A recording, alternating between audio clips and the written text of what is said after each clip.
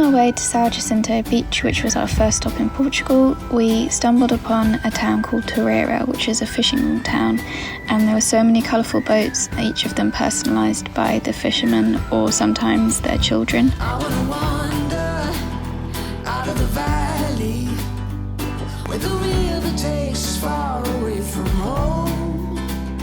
Time to ponder in the fields around me where there's nothing but the breeze and the grey earth. And then we arrived at São Jacinto Beach, which had some of the biggest sand dunes that we've ever seen. And the area is surrounded by acres and acres of really tall trees that are planted to stop the dunes and the sand from moving as the tides do. Wishing well, it's your